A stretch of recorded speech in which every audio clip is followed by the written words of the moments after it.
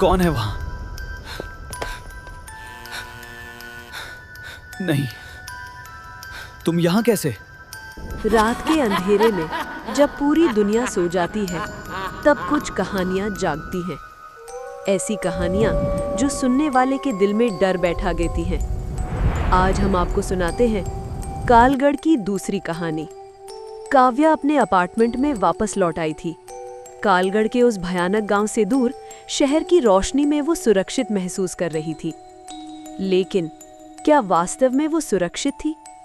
रात के 9 बजे थे जब उसने अपनी माँ को फोन किया। हाँ माँ, मैं ठीक हूँ, मिशन सफल रहा। लेकिन जब माँ ने अर्जुन के बारे में पूछा तो काव्या की आवाज में उदासी आ गई। वो अभी भी वही है, कुछ काम बाकी है। फोन रखकर काव्या ने खुद से कहा, अर्जुन तुम ठीक तो हो ना?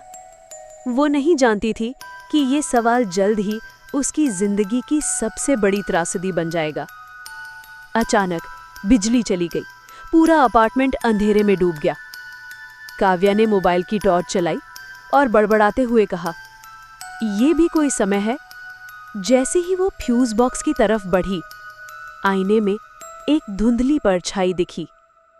एक ऐसी परछाई जो उसकी नहीं थी। रात के 2:30 बजे काव्या बेचैन नींद में सो रही थी। अचानक एक ठंडी हवा का झोंका उसके चेहरे पर लगा और उसकी आंख खुल गई। कमरे में कुछ था, कुछ जो वहां नहीं होना चाहिए था। दीवार पर एक महिला की छाया नाच रही थी। काव्या घबराकर उठ बैठी और कानाफूसी में बोली, कौन है वहां? और तब दर्पण में वो चेहरा दिखा जो उसके सबसे बुरे सपनों में आता था। काल प्रिया। काला चेहरा, लाल आंखें और बिखरे हुए बाल। काव्या, मैं आ गई हूं। उसकी आवाज हवा में गूंज रही थी, जैसे वो हर तरफ से आ रही हो। काव्या डरकर पीछे हटी। तुम यहाँ कैसे आई? ये असंभव है। काल प्रिया की भयानक हंसी गूंजी।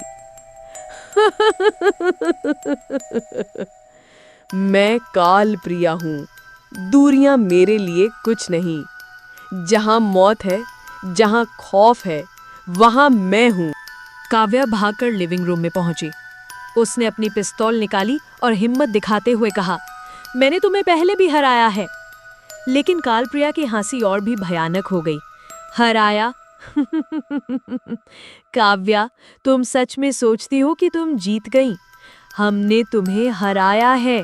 अर्जुन और मैंने मिलकर तुम्हें खत्म किया। अर्जुन? कालप्रिया की आवाज में कुछ और ही था। तुम्हारा प्यारा अर्जुन। अचानक काव्या का फोन बजा। उसने फोन उठाया। अर्जुन? लेकिन फोन से आई आवाज अलग थी, धीमी, दर्द भरी। काव्या, मदद करो। अर्जुन, तुम ठीक हो? यह आवाज कैसी है? काव्या, वो आई थी घर में। मैं बच नहीं सका। फोन कट गया। काव्या का दिल तेजी से धड़कने लगा। कालप्रिया अचानक उसके सामने प्रकट हुई। अब समझी, मैं पहले उसके घर गई थी। तुम्हारा अर्जुन, वो अब इस दुनिया में नहीं है। सच जानकर काव्या जमीन पर बैठ गई और रोने लगी। नहीं अर्जुन, मैं तुम्हें बचा नहीं सकी।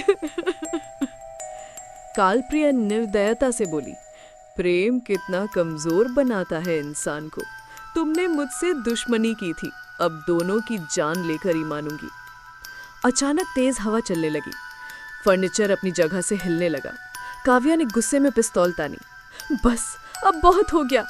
गोली चलाने की आवाज आई, लेकिन वो कालप्रिया से टकराकर नीचे गिर गई। गोली से मुझे कुछ नहीं होगा। कालप्रिया हंसी।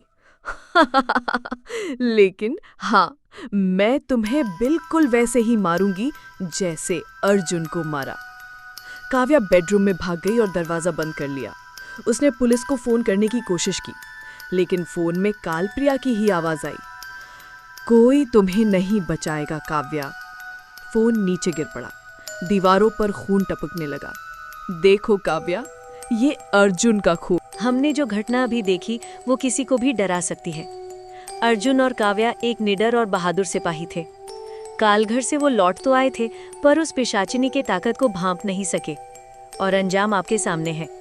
पुलिस को अर्जुन की लाश उसके अपार्टमेंट में मिली और काव्या की उसके बेडरूम में। मगर आश्चर्य की बात यह है कि उनके शरीर पर कोई भी चोट के निशान नहीं थे और दोनों की मौत का कारण एक ही था, हार्ट अटैक। कालप्रिया ने अपनी ताकत का नमूना देकर यह साबित कर दिया था कि उसकी शक्तियां अविश्वसनीय हैं। लेकिन एक और सिपाही था जो उस घटना के कुछ महीनों बाद ही कालगढ़ की उस पिशाचिनी का अंत करने निकल पड़ा था। एक और सिपाही जो शायद सीधे मौत से दुश्मनी ले रहा था।